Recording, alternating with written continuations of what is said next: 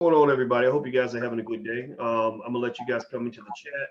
I am Dr. Boyce Watkins from Your Black World and the Black Business School, and I want to welcome everybody to drboycetv.com. This is the home for intelligent Black people. So if you are not Black and intelligent, then you may want to leave, because these conversations will be above your pay grade, and it's probably gonna hurt your feelings because we tell the truth up in here. Media does not tell the truth, and that is what we do. So we have one job, and that is to give you what you need to be empowered and Black and to win the battle. Today, I have the honor of bringing in a very special guest, an individual for whom I have tremendous respect. He is an individual who has paid his dues over almost half a century, I believe, in fighting for Black people. You should know about him. You probably already do. If you don't, you should go do your research on him. His name is Dr. Ron Daniels. Dr. Daniels is the founder and president of the Institute for the Black World 21st Century. And so without further ado, I'd like to welcome our brother, Dr. Daniels. How are you doing today, sir? Hey, it's wonderful, man. I'm ready to get on this Black conversation, man. I'm down with that, man. I know this is not going to be below our pay grade. Oh yeah, man. Yeah, this is fun. You know, it's a lot of fun to live in a world where Black folks can get together and have good conversations, and we don't have to go through gatekeepers and try to get on TV or radio. The internet is the new television for Black people. Like, that's the new radio, the new everything. And I love it so much. I mean, I'm in here all the time, every day, because it's a dream to be able to talk to my people every day, man. I just love it. Well, you know, and you've done a remarkable job, and I have great respect for you because, you know, you get caught up in academia, and in those spaces that we fought for and created, frankly, from the Black liberation movement, we positioned people to be there so they could, in fact, do what you were doing and have been doing. And that is to have a liberating message, even around your craft. In other words, it's not just about business. It's how do you use business in a liberating way in Black communities across this country. Well, you know, as things went on from decade to decade, those who never wanted to deal with Black studies in the first place counterattacked. And when they counterattacked, they wanted to remove people like you because, you know, they wanted to have something that was much more technical and much more orthodox in terms of what the discipline is about. But we were not fighting for that. In fact, the brothers and sisters who came out of the streets were, in fact, very dissatisfied with a curriculum and institutions that were not serving the interests of Black people. So you were there fighting for us, getting the information out. You came under siege, but you made us move that I'm sure they're envious of, but they can't stop it. You know what I mean? They can't stop it. They can't stop. As MC Hammer said, can't touch this. do. Well, you know what? I tell you, you know, and I believe that that's the way things work. You know, the best thing I figured out as a Black man is that I you know, we should not expect anybody to make our liberation an easy process. You know, ain't nobody gonna clap for you when you go win the championship trophy. When when you're trying to fight for a big piece of chicken or for scarce resources, at least in America, nobody will applaud for the truly empowered Black man, the truly empowered Black woman. Very few people will. You know, other Black people might applaud for you if you're lucky. But you know, when I learned to stop sort of waiting for my oppressor to give me permission to be free, that's when I said, okay, I think I figured out the keys to freedom. The key is that you're gonna have to fight. You're gonna have some discomfort. Maybe you'll be marginalized, attacked, disrespected, or whatever, spit on a little bit. But you know, when they spit on me, I spit back or I fight back, or whatever. You know, like you're not gonna pump me out. You know, but Frederick Douglass, you know, you were at Syracuse, right down the road a piece. But Frederick Douglass was everywhere. But he was such an eloquent and insightful leader, because he said, power concedes nothing without a struggle. It never has and it never will.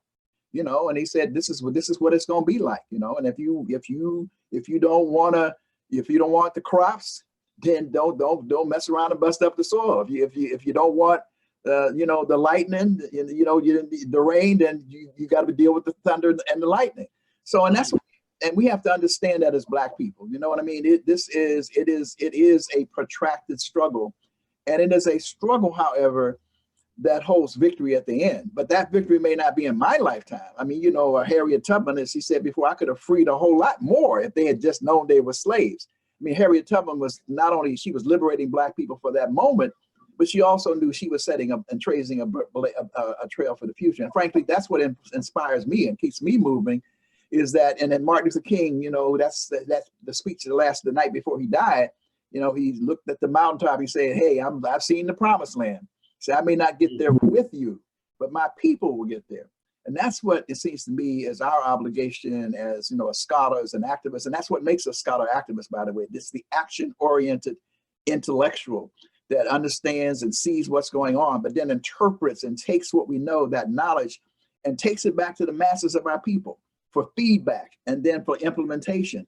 But also to understand that given our experience as Black people in this country, Africans in this country, it will be difficult. And not only will the master be difficult for us sometimes because of internalized oppression, because we have been taught to, I mean, systematically through a process I call cultural aggression, which is unlike any other African people, frankly, that were enslaved. That doesn't mean that slavery in the Caribbean wasn't brutal, wasn't difficult, so forth and so on. But in this country, when Malcolm said, we didn't land on Plymouth Rock landed on us, you know, that was very profound. He also said, and this is the key one, he said of all of the crimes committed by Europeans against Africans, he said the greatest crime is to take our names. And name is about culture. And so there's a systematic process that took place in terms of trying to get Black people to de-Africanize the African, to reduce us to property, and to make us hate ourselves, and to make us love white people, frankly. And so we have been on a struggle from the very beginning, and it's been a protracted struggle, you know, to try to out of this diverse group of African people, create a new African community. And it's been twists and turns and so forth. But we always have to remind ourselves of that. So when we bump up against difficulties in our community, we bump up against Black folks who don't understand what's happening. And we could easily say, oh, they ain't ready. But no. We have to understand what we've been through, the trials, the tribulations, the trauma that we've been involved in. And so my responsibility is to understand that, be patient, keep working, understanding that, it may not be in my lifetime, but we are going to get to the promised land. And that promised land is really, the redemption of Black people, both in terms of what here, but then from a Pan-Africanist perspective, it is also the global redemption of African people. And in so doing, positioning us really to be a powerful force in the entire world. Well, you know what, I think that's an excellent point you just made. And everybody who just came in, I want you all to know I'm speaking with Dr. Ron Daniels. He's the president and founder of the Institute for the Black World 21st Century. I mentioned to you guys the importance of us supporting our think tanks, supporting our institutions. That's what everyone else does. Every other community that wants to get ahead, they support their own. So I hope that you guys will go to the website. The website is ibw21.org. That's ibw, the number 21.org. And I hope that you'll consider adding the Institute for the Black World 21st Century in your budget for support. We have to support our own institutions and build our own universities, all that. We need our own infrastructure. It's really important for the vision for the future. Also, just to remind everybody, if you have an interest in real estate or if you'd like to know about investing, I'll be in Chicago on Sunday doing an investment seminar. You can go to drboycechicago.com or you can also join us next weekend where we're going to do a 2-day event on how to buy rental property. Julian Gordon from Stanford University graduate is going to teach that. You can go to theemancipationequation.com, THE, that's theemancipationequation.com. So Dr. Daniels, I want to ask you a question about something. There was a report that I just read about Bernie Sanders going to speak at the NAACP convention, which makes him better than people, like say the Trumps and others who don't even want to talk to Black folks at all. But Sanders went, and one of the things that stood out to me about Sanders is that Sanders has made it clear that he's against reparations, and I found that really interesting. I'm not. I have an issue with that, and I'm going to ask your take on that in a second for sure. To be more specific, I'm going to read some of this to you in terms of what Sanders said, and also what led to the applause. Apparently, people applauded, when he said he was against reparations and explained why. And I'm just going to read this to you. So here, this is in the Washington Examiner. It says, here's his quote. It says, "Here's my fear about reparations, and I understand the issue, and I'm on board with the legislation that will study the issue. Here's my fear. He says, my fear is that Congress gives the African-American community a $20,000 check and says, thank you, that took care of slavery. We don't have to worry about anything anymore. I think that's wrong. I want to rebuild the distressed communities in America. And then he also said, he says, I think that right now our job is to address the crises facing the American people in our communities. And I think there are better ways to do that than just writing out a check. What are your thoughts as you hear this, Dr. Daniels? Well, unfortunately, I know there are people who've tried to educate Bernie Sanders on this issue. And, one of the reasons that we've asked presidential candidates not to get into the details of reparations and what form it would take and so forth and so on. And let me do this. When I say we, it is from the perspective of the National African American Reparations Commission that we've established. And we have a 10-point program that talks about, reparations and so forth. We are supporting and are vigorously engaged in helping to deal with HR 40 and so forth. But you see, what Bernie doesn't understand is, first of all, it's not all about a check.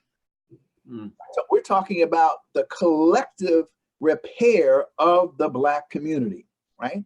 But even if it was a check, that's fine. The Japanese got a check, in terms of what happened to them, those who were interned and interned in the concentration camps in World War II. So that's this. I don't have an objection to that necessarily.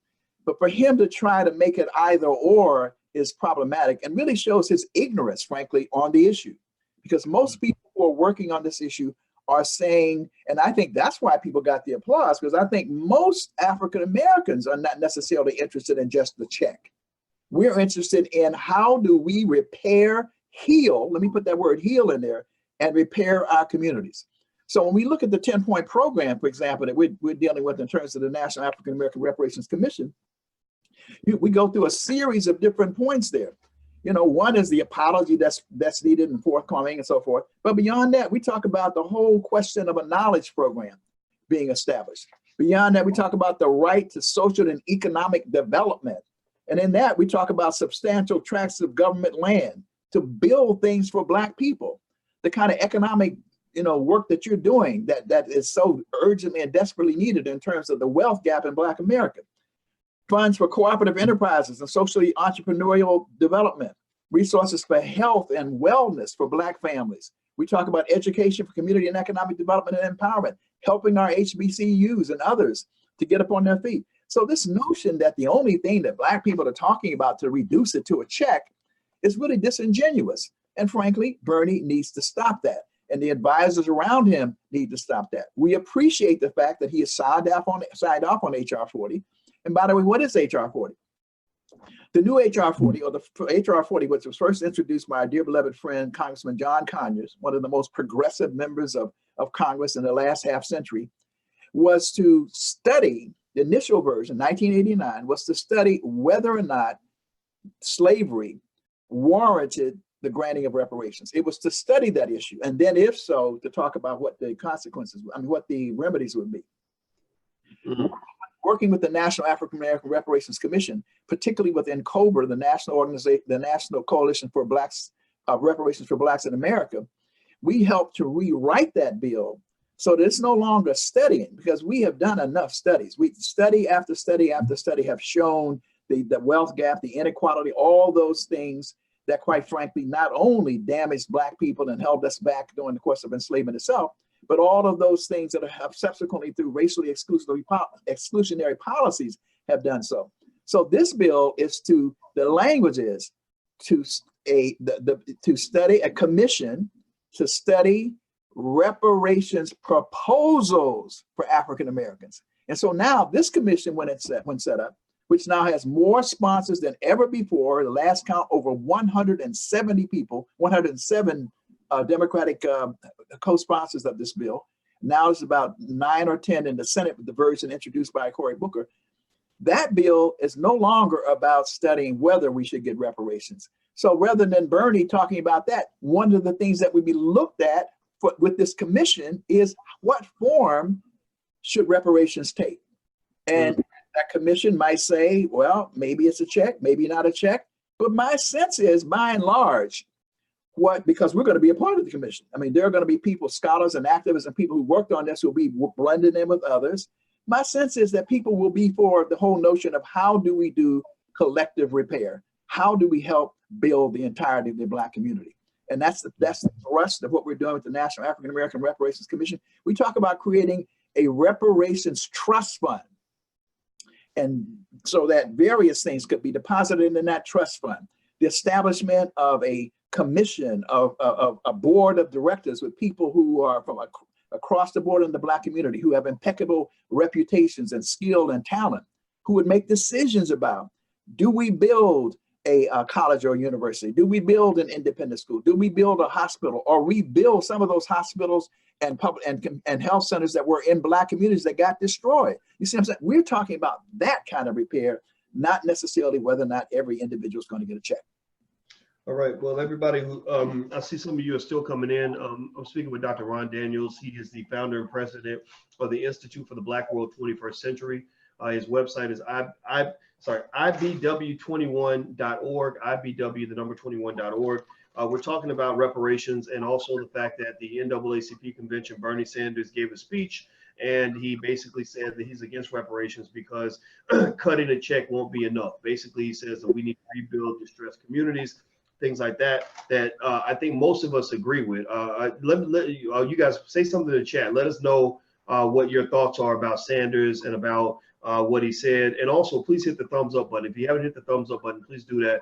So Dr. Daniels, you know, I'm gonna tell you, when I heard what Sanders said, every time Sanders talks about a race issue, I start to get real. I start getting triggered. I start breaking out in hives, and just kind of, because I listen to him talk, and what he really unfortunately does not, I think, realize that he sounds like, at least to an intelligent Black person, is he sounds like one of those paternalistic liberals, I guess, where it's sort of like we're not necessarily concerned with what you want as Black people. We really don't need you driving the car or even in the front seat of the car. We really just kind of want you in the trunk. We need you, or we need the gasoline to fuel our car, and Black people are the gasoline that drives the Democratic Party engine that will get us into office. So what they'll deliver, unfortunately, is what I refer to as trickle down liberalism. It's just a liberal spin of trickle down economics, where Reagan came up with the very false idea that if we put a bunch of money in the hands of the rich and the business owners, that's going to trickle down. That prosperity will trickle down to the masses.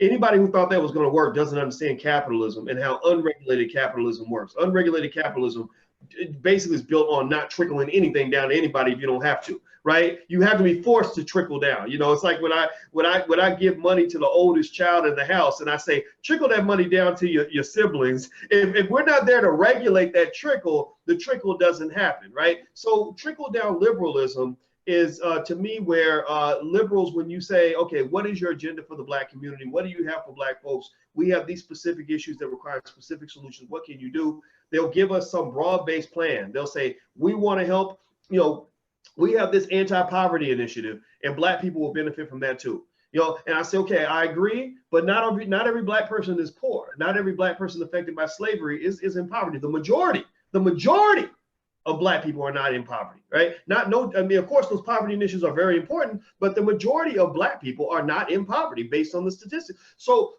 you say, okay, well, what do you have specifically for Black? Well, we have this other healthcare initiative, healthcare for all, Black people benefit from that. Yeah, that's great, but tell us about your understanding and your concern for the specific experiences that Black people had in this country. And you keep getting answers like this, and it frustrates me. Can you give us a perspective on this in terms of how you feel, and maybe something that'll help us feel a little bit better about what most of us feel is just a bunch of BS? Well, it's difficult to feel better about it. And I recall being at a town hall meeting that we did on gentrification in Newark recently, and Pastor Mike McBride, who's with an organization called Faith in Action, particularly the Live Free Initiative. And he said one of our greatest difficulties, quite frankly, are our white liberal and progressive friends sometimes. And this has been a historical reality. And the historical reality is that very often when the class analysis trumps the race analysis in the minds of many white left liberal progressives. No matter what they say, it still comes off. So when you had Ralph Nader, that was his blind spot. Everything was about capitalism and so on. And by the way, and what he was talking about from a class perspective was great and progressive. And I'll give Bernie Sanders his due in terms of his assessment and analysis of this kind of avaricious capitalism, how we ought to be dealing with it from a class perspective, and the fact that he's been able to drive a campaign as a socialist and raise so much money and get so many people on board. That's all good.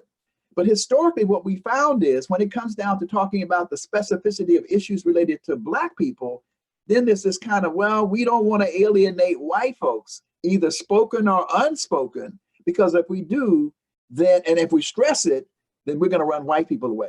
So even if Bernie Sanders will come out with a criminal justice, position, which I'm sure he does, he's got some criminal justice stuff in his platform. The issue is when he does his standard stump speech. What's the standard stump speech? Does the standard stump speech include railing against the 1%, the whatever class he calls that, and all of which is true. And then does he, as he articulates it, then say, I'm also for an urban Marshall Plan.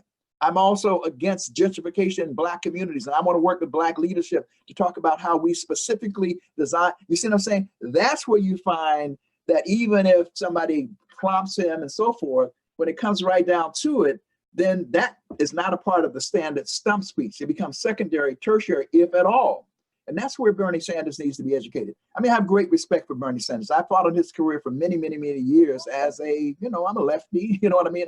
But we come from a race class perspective, not a class perspective, and not a class race perspective. I am deliberately saying race class, because even within the context of class, Black people are at the bottom of the class. You see what I'm saying? And that's what we bring to the table. And that needs to be respected. And by the way, my conviction is that if we in fact articulate a program that openly embraces Black people, then Black people will march on ballot boxes with a fury that will be, in fact, will disproportionately have influence, and in fact will actually outvote those who are on the white supremacist side or the alienated white folks side. And let me explain what I mean. This is one of the things people don't look at. This is an overstatement, but the biggest political party in America today is not the Democrats, it's not the Republicans, it's non-voters. Let me say that again. Most, unlike any other Western democracy, if you're in Canada, if you're in Europe, you're in England, you're in France, like 80%, 90% of the eligible people who are eligible actually vote. That is not the case in the United States of America. These people jump up and get up and down and talk about a historic election if like 52% of the eligible electorate actually voted, or 53%, 55%. Oh my God, that's historical. But here's what's happening. That means that 45% of the people are outside, are not in it, don't care about it, are alienated and so forth. In a low participation environment, those who do vote have disproportionate impact. So if you, in this last election, I'm not indicting us, that's not what I'm saying. But in each one of those battleground states, where overall in composite, the orange man won by about 100,000 votes. I can guarantee you that there were more than 100,000 Black votes that stayed home, didn't register, did not vote, that if in fact they had been catered to, if in fact they had been mobilized, if in fact they had been organized, would have in fact won that election. But the problem is the Democratic Party is always timid on the question of talking. Even President Obama, the Black president, right? And I understand why he was nervous and so forth and so on, but he was nervous. He was a nervous president because, and he could talk about Native American issues. He could talk about the issues of Latino. He could talk about everybody else. But when it came down to our issues, it was more like lecturing us about our behavior and how we should be better and so forth and so on and whatnot. But the fact of the matter is what Stacey Abrams, I think, demonstrated in Georgia, Gilliam in Florida, is that not only on the question of race, but on the question of even more progressive policies, you go for the unorganized. That's what Reverend Jesse Jackson did in the Rainbow, and when he ran in 1984 and 1988. People forget that. Those campaigns were based on organizing the unorganized, going for those who were non-voters. And quiet as it's kept, that's what happened with the Trump campaign. A lot of these alienated white people, many of whom are racist, were on the sidelines. And if you look at the character of the Democratic Party now, those people came off of the sidelines as non-voters in those battleground states and injected themselves into the process. It was not just those Obama folks who flipped. It was also a number of new people who came into the process, because in a low participation environment, those who decide to organize and inject themselves into the process, let me say it again, exercise disproportionate power. So it doesn't matter. In some ways, you look at this current election, I'm not so much. I mean, I want white working class people to have their due. I mean, absolutely, because I'm a humanist. I believe in justice for all. But I'm not necessarily tripping over myself trying to figure out how to bring them back when I'm leaving on the table literally hundreds of thousands, if not a couple of million black votes, who, if they were energized and respected, because we are the pillar of the Democratic Party, would march on ballot boxes, because there is a Marshall Plan on the table. There are reparations on the table. There are specific provisions in terms of issues that care and matter to us. And somebody has the audacity to say black, to actually say black, and say we are going to help black people. And that's not contrary to anybody else's interest, because we also ought to be helping Latinos and Asians and white working class people. But don't mention all of them. And then somehow when it comes to us, you got to stutter and stammer, you know, and somehow you get disoriented. So that's a long answer, but no, that's a wonderful answer, because, you know, it sounds to me like what you're saying is that the race problem isn't just a Republican problem, right? That racism is it's a partly among many things. To me, I interpret it as a mental health issue that is very costly. It's very costly to right. be a racist person. You know, if you're a businessman and you say, well, I don't want to do business with black people, well, you're going to lose money. You know, if you're a politician, you say, well, I don't want to say the word black, well, you're going to lose support. You know, the Democratic Party loses on multiple levels because they won't embrace the race problem. You must embrace the race if you want black people to be engaged, because to me, the more enlightened and informed and intelligent the black community becomes, the more they start to notice, like, wait a minute, why are you treating those people this way and treating us different? You're treating us worse than everybody else. And you're right. You know, every time people try to come and say, well, you know, you black men, you put Trump in office because you didn't vote or you voted for whatever. I say, no. The Democratic Party put Trump in office. Oh, absolutely. They put Trump in office. Can you speak to that? Please continue. I'm sure you have more to say. You're a smart man. No, yeah, but you're right, because again, not only because the other issue is voter suppression, by the way, massive calculated voter suppression. And in fact, what black people ought to understand is almost as an axiom: if white folks don't want you to do something, you need to examine why they don't want you to do that. So here we had around voting, we got people doing with all these these voter ID bills and so forth and so on. And some of them would just openly say, because we're trying to blunt the black vote. They're trying to blunt the black vote. Why? Because at the end of the day, we have to also recognize, for those people who really don't think voting matters, because at the end of the day, he or she and that collectivity of he and she's who control that policy do determine, as we say in political science, who gets what, where, why, and when. You know that, and that's not marginal. It's like food stamps or house, or whether it's going to be housing allocations, or whether or not there's all kinds of things that are there that are critically important to people. But you know, sometimes we don't see it that way. But those who control, and you see it with Trump, the orange man, more than ever, and just in terms of just policy after policy after policy being decimated, and those things do involve us. I mean, climate change. If we don't know about climate change is an equal opportunity destroyer. It is about to destroy the planet. And we have insane people running those policies. But back to your point, yeah, we're not, you know, the blame and blunt cannot be brought to us, because we have been the most loyal element in the Democratic Party. And that's for a reason, because unfortunately, there was a time when you did have, in a state like New York, you could have Jackie Robinson Republicans. I mean, Jackie Robinson was a Republican, right? Why was he a Republican? Because you had a liberal, let me say that again, a liberal wing of the Republican Party, which is represented by Jacob Javits. People go back and look up who Jacob Javits was. Kenneth Keating, senator from this state.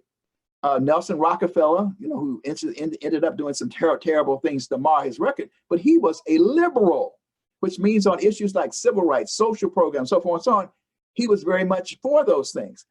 On the business side, maybe more conservative. John Lindsay, the former mayor of New York, was a flaming Republican liberal, which means what?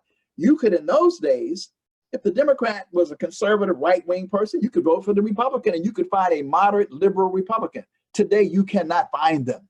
That's like they are extinct.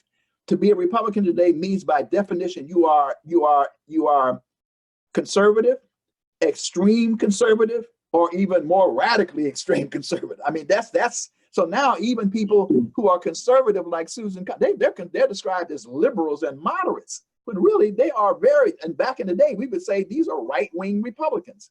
So that puts us in a box, in a bind. So we are right pragmatically to say, in a choice between a Hillary Clinton and the Orange Man, we should have chosen Hillary Clinton for all of her flaws and so forth and so on, because that was a better rational choice.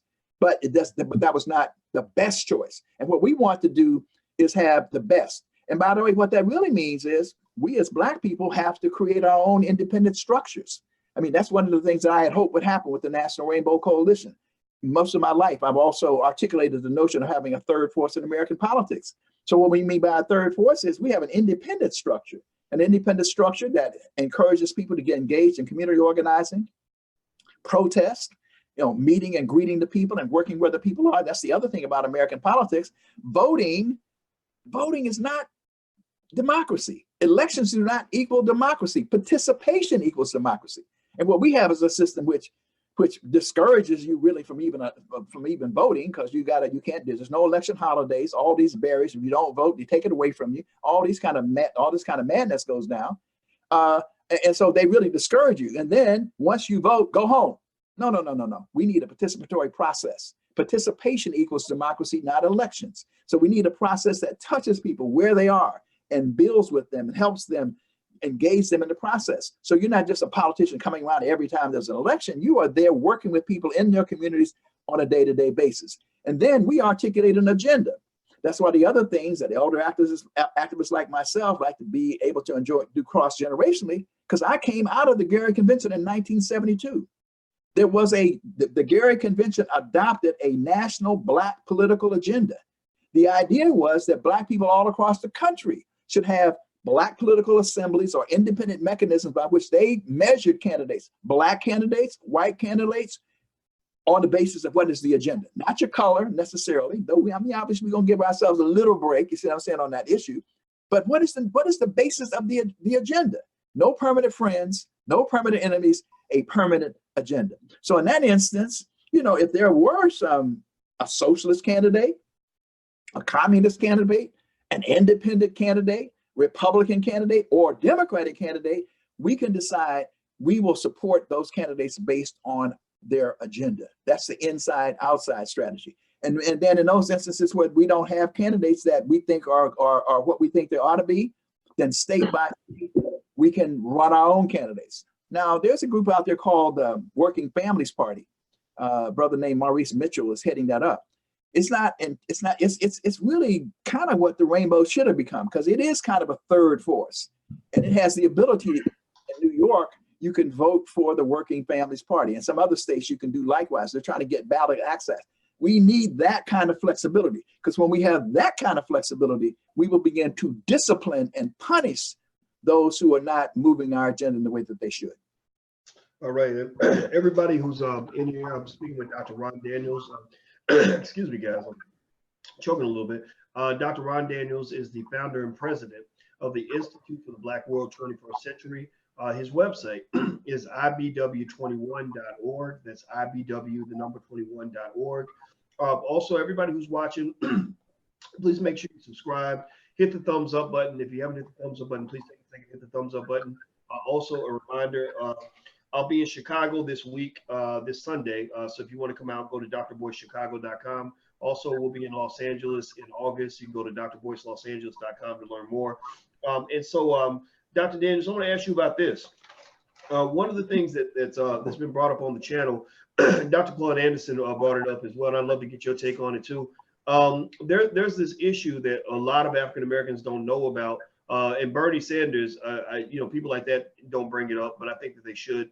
It has to do with Black land loss over the last 90 years. I think a lot of people are stunned, absolutely stunned, to find out that we own far less land today than we owned even before integration.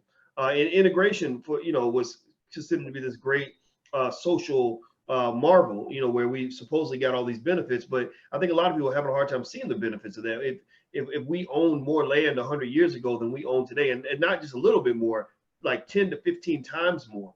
Can you speak on that land loss issue and what that means in the reparations conversation? Yeah, well, that's one of the great tragedies, really.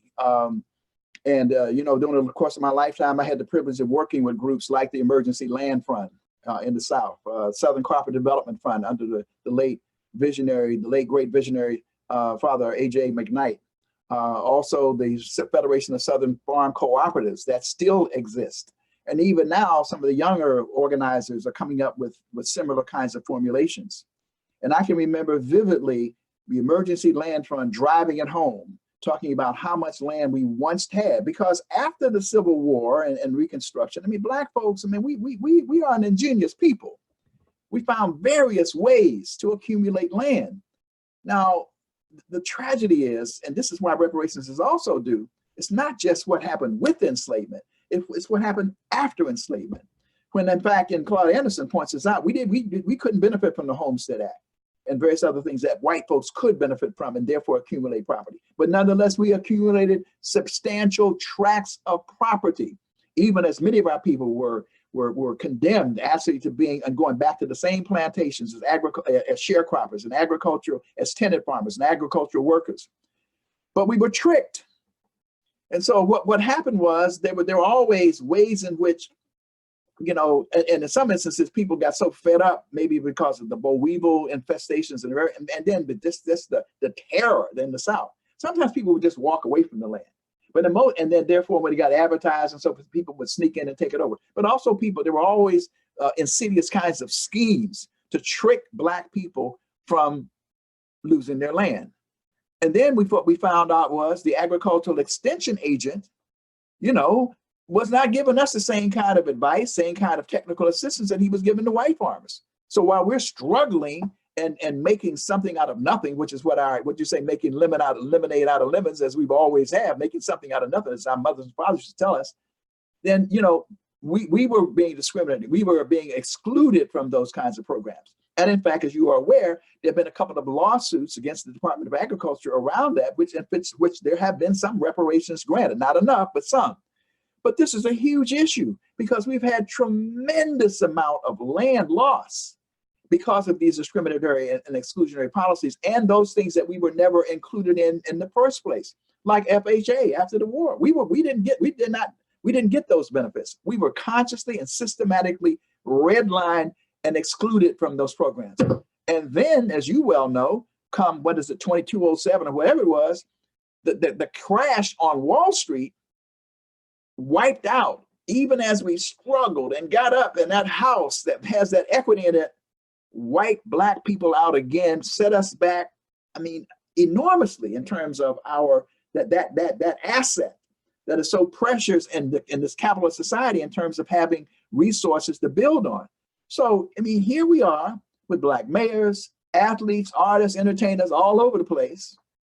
But when you look at the composite picture for Black people, we are no better off, both in terms of the accumulation of land, which we lost, and property, but also in terms of wealth.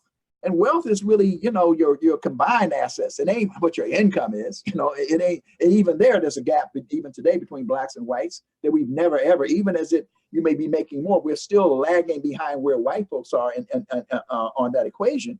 But when we come down to the wealth gap, which really matters, your composite net assets, we have not progressed in a century. And so that's why reparations is also important. That is one of the ways that we can begin to catch up, to heal and catch up. And so we are owed. I mean, so we shouldn't even be apologizing about it. We shouldn't even be hesitating about that. This nation was built, much of its commercial and industrial wealth was built on the free labor of Black people. And it's not just a labor question. It is the pain, the agony, the suffering, the destruction of families, all those things that go with it that we have to be compensated for. And in actuality, this nation will never, ever be a more perfect union until this original sin, one of the original sins, is dealt with. The other original sin that we must never forget as conscious, righteous, just people is that we are all here because of the dispossession of the Native Americans, the genocidal takeover of this land by the Pilgrims and the pioneers and so forth and so on. And even though they have gotten some, I mean, after years of struggle and suffering and so forth and so on, they got a little bit.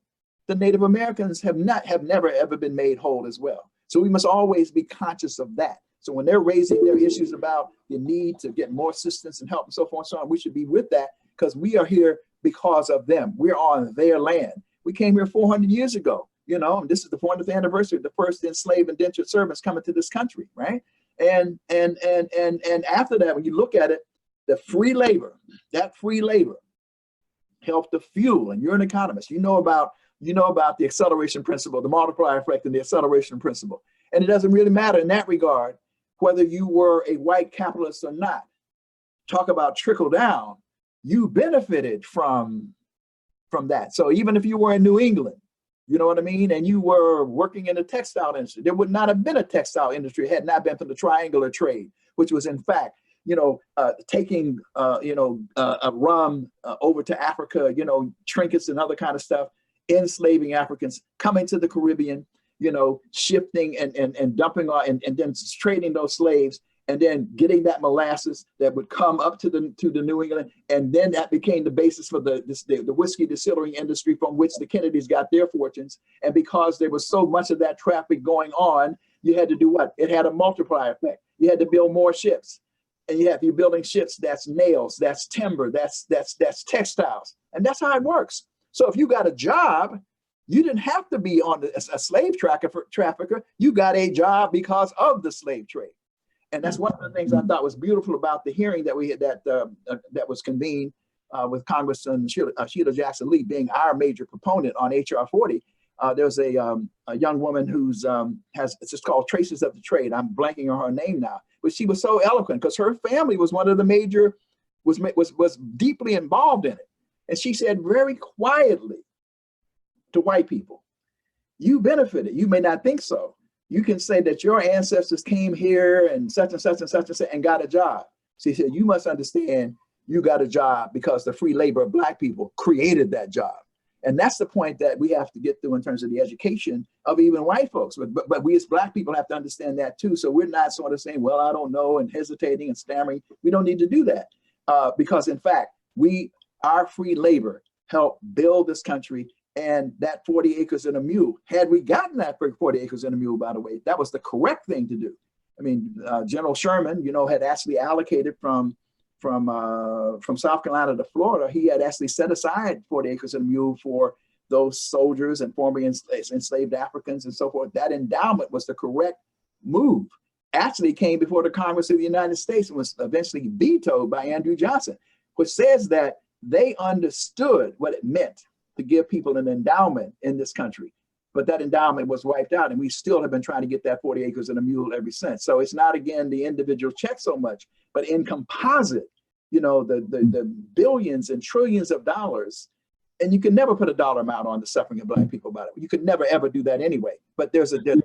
Let me jump in and mention this too. I'll say this, and I agree. Everything you said makes perfect sense, And one of the things I can tell you is that in the space, where we're operating, when I'm talking to people online every day and stuff like that, I think that there is a sense of exhaustion with, the idea of educating white people. I tend to believe that even though whites are not educated on the history of racism, I don't know.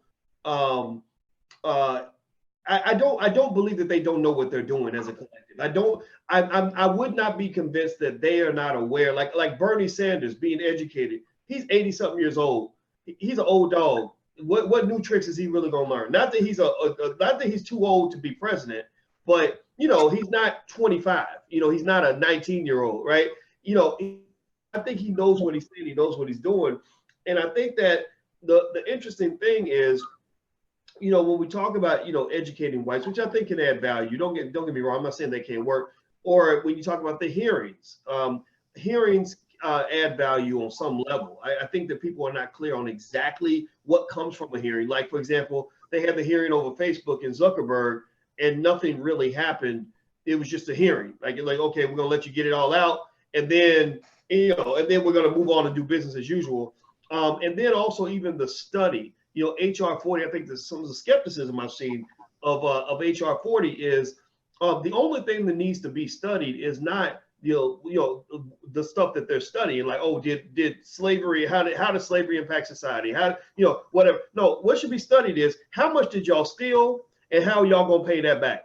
When can we expect payment, because we know that y'all owe us, because we can go down the list and all the things. So to me, the thing we want to study is, how do we study how much land was taken and who specifically took that damn land? Because we could trace all these deeds back 200-300 years, whatever we got to do, and find out, okay, this property was transferred in 1902. It shouldn't have been transferred. We're going to go back and we're going to grab that, right? Like literally, I mean, and I know that that's radical, right? We know but that's good radical. I mean, that, by the way, that is exactly why this broad, let me first address the educating white folks point. I agree. Well, I'm going to start from the plane that some people, not all, would do better if they knew better. And just as we could talk about the miseducation of the Negro, let's look at the American education system. I'm a now distinguished lecturer emeritus at York College City University of New York. And in my class on racial and ethnic politics, I began with the provocative assumption, telling my students, I'm here to tell you that America was conceived as a white man's land. And then they get nervous. And I said, I'm going to give you the document, like Malcolm said, I'm going to give you the documented evidence that it was such. But you see, most white people have never seen that evidence.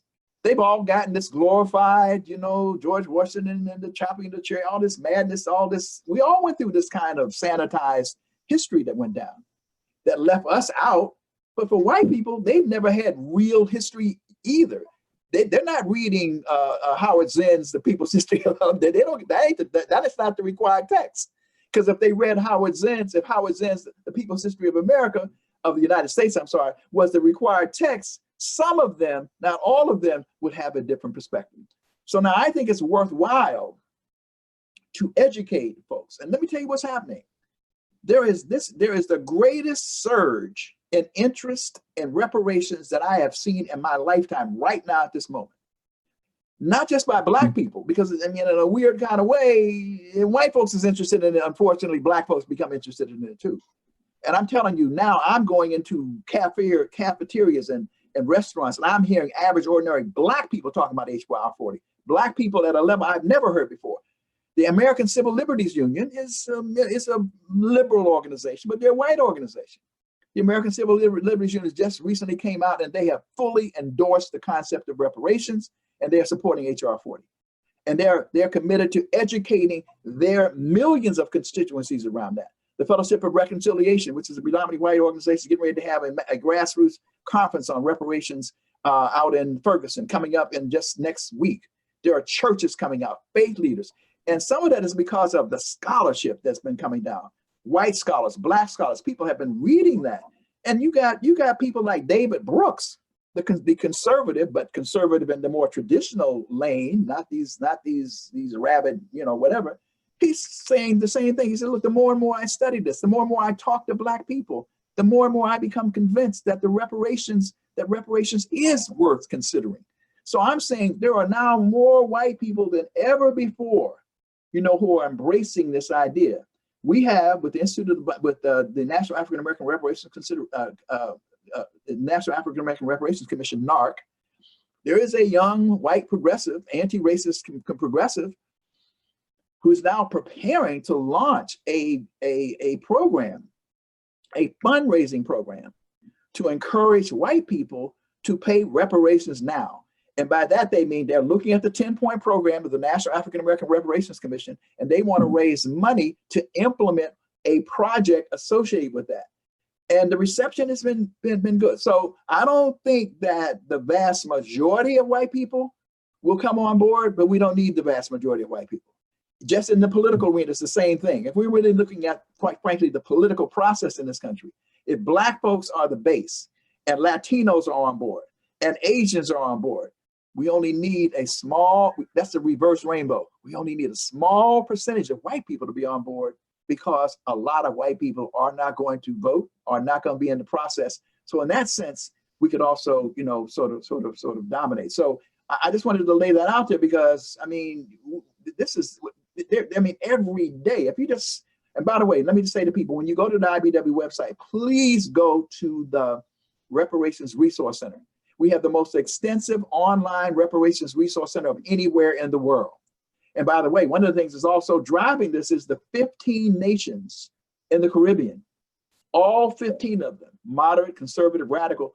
They had the audacity about 3 years ago to come up and finally said, y'all created this mess, meaning the former colonial powers. They are now demanding reparations from the European powers for Native genocide and African enslavement. They're in negotiations, they're in conversations. And so that's happening. But the other thing I want to point out is this, Boyce, Professor Watkins, is that also there's room for a whole lot of action, because there are colleges and universities that benefited from slavery. We can track that. And so students ought to be organizing around that.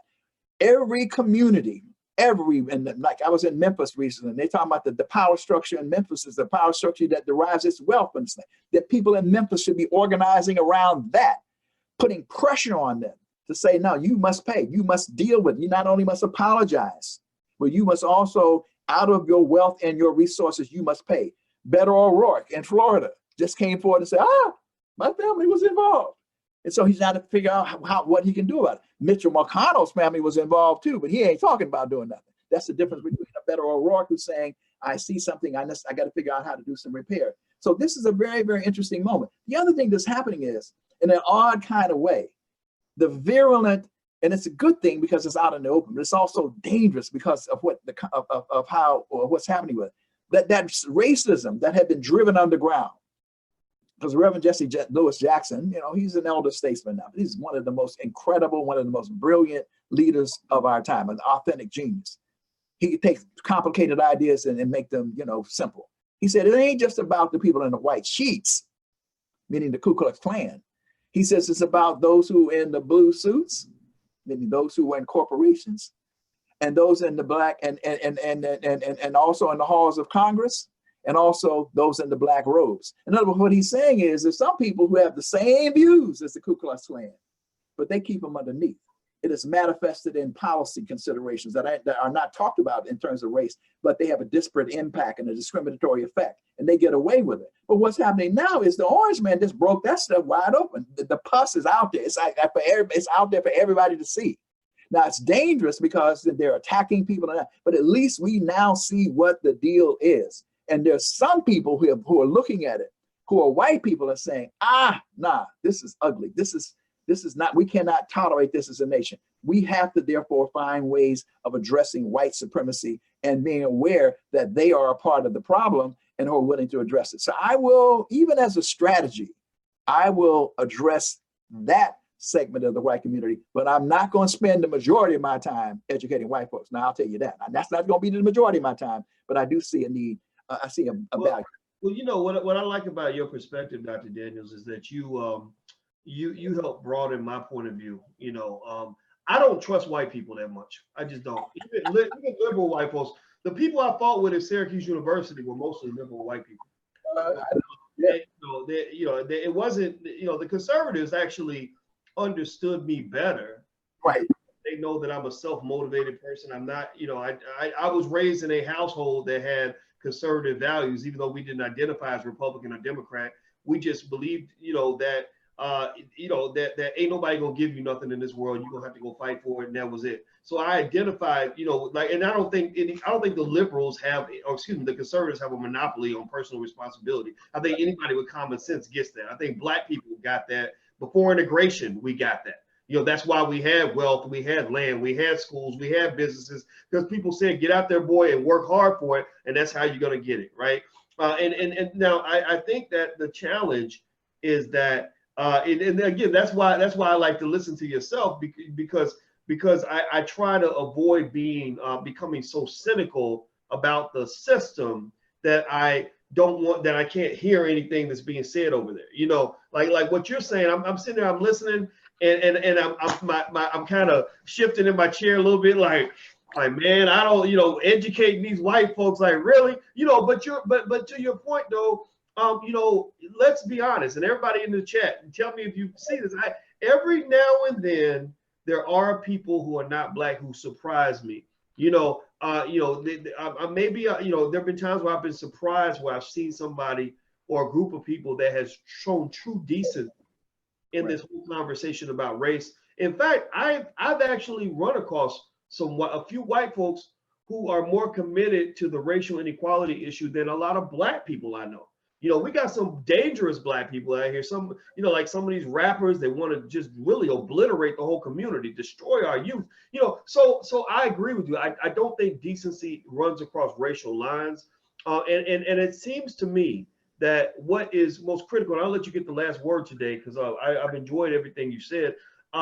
It seems to me that what is really what we definitely can all agree on, and I want everybody in the chat to consider this possibility, is that it's just a multi-pronged strategy that's going to be required here. The same way you and I worked together, we were exchanging ideas, and you were teaching me about the way your organization approaches things, and I was giving you some pointers and saying, okay, I think that if you guys add this in, this can help. It seems like that's what you need, right? You need that. You need the do-for-selfers. You need the builders. You need the business owners. You need the families that endow themselves through land ownership, life insurance policy, etc. But you also need those people that will go in there and engage in the politics. We can't all engage. We can't all just decide to not participate or to just write off everything. Because I'm gonna tell you, the people on my channel, they don't have a lot of patience for the Congressional Black Caucus. A lot of them see them, and maybe the CBC needs to do a better job of really communicating exactly what's getting done. Because I know a lot of Black folks, y'all can tell me if y'all think this, I know a lot of Black folks who see them as a pack of coons. They really do. And just being real with you. So maybe that's a communication issue, as opposed to just, us writing each other off, because it seems like we need each other. And I'd love to get your take on that. Yeah, it is. It is in part a communications issue. But let me just quickly say a couple of things. And first of all, I want to come back to you. And I'm going to come back to you because in a couple of times you've talked about the work that you're getting ready to do in Chicago and some other places, so on and so on. And my dear beloved friend right down the road, Cornell University, one of my great mentors, but also one of my friends, Dr. James Turner. And in a conversation we had, because he was always been an advisor to me, he said, Ron, one of the most important things is not only to be of the race, it's to be for the race. He said, we got a whole lot of people who are of the race. I mean, they're Black, they're cosmetically Black, and so forth. He said, but they're not for the race. And so therefore, a Boyce Watkins, you could have made a decision, the hell with all this stuff. I'm out of academia, and you could go become hedge fund, whatever you wanted to do, by yourself, for yourself. And you have every right to do that. But see, what you're doing is you're taking the skills that you have, and you are committed to be of the race and for the race. You are multiplying it. You came to the Power Networking Conference with George Fraser. We have a similar body of people. So that's and so what we need to do is continually be cultivating and bringing more and more people together who are of the race and for the race at all levels. So that doesn't mean everybody has to go out there and be on the front lines carrying a picket sign or whatever. But if you're in corporate America, sit up in there. But figure out while you're up in there how you can be of the race. How do you tilt those politics? It doesn't mean you're necessarily in a confrontation with the white folks every day either. But it means you're figuring out how to, and if you're in a corporate foundation, all those kind of things work. The other thing I want to say, and this is the essence of what IBW is about and the legacy work I'm about. It is a very simple proposition. We are each other's best teacher. When you look at that, when you look at what we believe in the Institute of the Black World 21st Century, we have this notion of what I call cultivating a culture of collaboration to heal Black families, communities, and nations. Let me say that again. Cultivating a culture of collaboration to heal Black families, Black communities, and Black nations. What do I mean by that? It means everybody doesn't have to do the same thing. Specialization and division of labor. But what it also means is, if you look at some of the work that we do, we have racial justice collaboratives around criminal justice policies and people in places like Washington, D.C. and Philadelphia and Pittsburgh. In those cities, we have people doing criminal justice work in the same city who weren't even sitting at the table with each other. That's not a radical proposition to say that, look, brothers and sisters, periodically be at the same table together to figure out what your common strategy is going to be. We most recently convened in Newark, and you can go to the website and you can see the town hall meeting from it. You can see the synopsis of the proceeding. We convened, gentrification is destroying, eating up Black communities all across this country. Institute of the Black World 21st Century convened a national emergency summit on gentrification that brought together community-based activists. We brought together community economic development planners, urban planners. We brought together elected officials, human rights, civil rights organizations like the NAACP and the Urban League, and faith leaders at the same table. And we're now creating a national resource center to figure out how do we work with each other to fight this monster, including these opportunity zones that are out there that you know that are just about to wipe communities out. And that also applies to the National African American Reparations Commission, where we could have all been separately doing this. And we have a limited function, that is to promote the idea that there's a platform that you can go to the website and see, and HR 40. But when you look at the National African American Reparations Commission, and when you go to the resource center, you'll see the names of a Dr. Julianne Malvo. You'll see Dr. Nana Patricia Newton, and you know these are people that you know who are working together, and that's what we need to do. We are each other's best teachers. It's not a radical proposition. When we work together and collaborate on the basis of principle, because there's some people we can't work with because we have to assume a certain ideological base point. But inside of that, like you said before, you and I will struggle with each other a little here. We'll check a little this and so forth. But I know that you're going in the same direction. I know you're not Clarence Thomas. You know, I know that's not where you are. And so we may have a little tweak here and there, but we are each other's best teacher. And I just want to commend you again for taking your skill and your talent and going out there to teach people and educate people in this area of financial literacy, wealth building, how to get this stuff done, because that is how it has to be. People like you who have that skill, have that talent, who are of the race and for the race. Well, you know, I will say the same thing. And I will, you know, as you're talking, I'm even thinking about how you and I reconnected. We've known each other for probably over a decade. And we also both, you know, we have a lot of friends in common, but one guy you mentioned that we both love and respect so much was the great Dr. Ron Walters. Oh, yes, absolutely. Oh, you know, he was just a wonderful man. I mean, I only had maybe 2 conversations with him on the phone, but those conversations stuck with me, you know, and what I like about what you just said, and I want everybody to consider this, you guys know we don't tell you what to think, we just share ideas with you. Is that there is so much value when we come together and try to find the things that unite us as opposed to the things that divide us. You know, it's rare that you're going to have somebody where you're in lockstep on every single issue. It's just not going to happen. But as you mentioned, you find that common ground. And I appreciate what George Fraser does with FraserNet because you had the Black business owners that are doing their thing, and maybe some of them were hardcore capitalists, maybe some of them were even Republicans. It wasn't a judgment thing. We were all there because we all love our community and want to see Black people win, because you have people that were across the ideological spectrum that were represented. There was a strong you brought an education to me about my African roots, and just my deeper, forming an even deeper connection to my history. So I love the ceremony that you led, and when you did the Ashes, that was inspirational, right? So I love that gathering because it just seemed to represent a broader entirety and diversity of Blackness that you don't always see, because you see so many people that are so quick to fight. You know, like, oh, I don't like you because you disagree with me on this one issue. Like, or even with the ADOS movement, how you kind of had, you know, just everybody being attacked. Like, you're not fighting hard enough on reparations. Yeah, but does that mean that I need to hate you, or you know, because you're not fighting the same way I'm fighting, or because you're not going at the same speed, or whatever it is? We have to kind of get past that, right? And grab the good and push the bad to the side. So I think that's what you were saying. Is that accurate? Yeah, no, that's the essence of what, and that's my life's work. I mean, this is the legacy project. But what IBW, Institute of the Black World 21st Century, and let me just say, IBW is not a new idea. This is the 21st century. The original IBW, there was an original IBW out of Atlanta, which was created by, you know, a number of leading activists and scholars, led by an article written by LeBron Bennett Jr. about the challenge of Blackness. And so a number of people came together. Haki Madhubuti was among them. I'm blanking on some of the names, unfortunately, right now. There is a river. I'm trying to think of the brother who wrote that piece, that's one of the most beautiful pieces of history that you'll ever see. He was the heartbeat of it. And I apologize for the senior moment.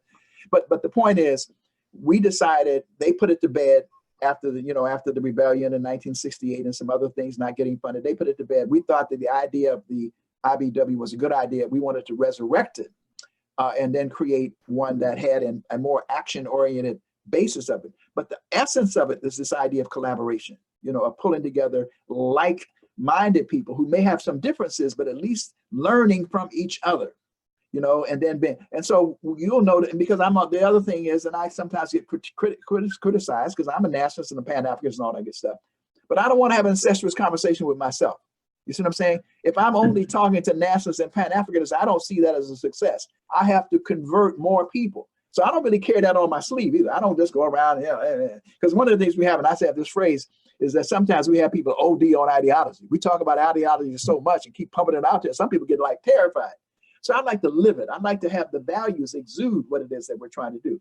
And Ron Walters, by the way, was a beautiful brother in that regard. No question. He was a Pan-Africanist. He was progressive.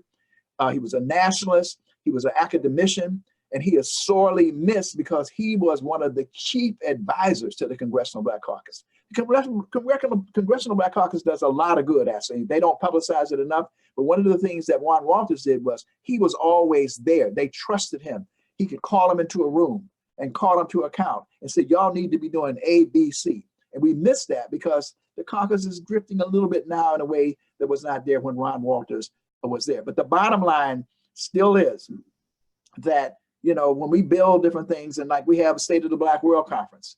State of the Black World Conference is coming from people who have my orientation, but we have across the spectrum, we bring people into that space. And one of the things that when we do that, it's just like you're talking about, you know, the space that you've created.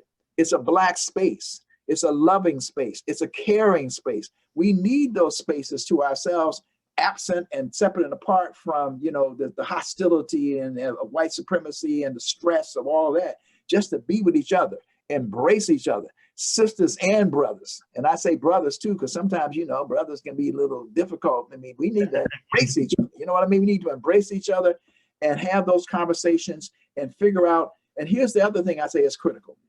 When we do these sessions, and we do State of the Black World Conference, we do them every 4 years, coming up again at the end of 2020, actually, is models. So I don't want, you know, and people have to sort of learn this a little bit too. I mean, your idea may not be the greatest idea of all time. I mean, kind of find out what else is out there first, and can you enhance that? Can you build on that? And find the gap and build in that gap. Because what I like to see is when we come to the conferences is we all know, and we spend time with the analysis, but it also is who is doing what. And I'd like to see in the economic area who are doing these innovative, creative kinds of things that you could actually latch on to, that you could also emulate, you can join, you can be a part of. But it also gives you hope that it's possible. Because, you know, we take a lot of beatings out here in terms of, you know, what ain't happening, the decimation of our community and so forth. There are some people doing some great work. And a lot of it is also coming from some very innovative young people. So we also need them in the mix, you know, working with us and sharing their ideas and new ways of doing things and whatever. But always the key word, I say again, is being of the race and for the race. As long as we're of the race and for the race, and I mean righteously. When I say righteously, that is not meaning antagonistic to anybody. Because when we go back to the ancient creed of Ma'at, to the ancient Kemetic creed, it is about righteousness and justice and balance.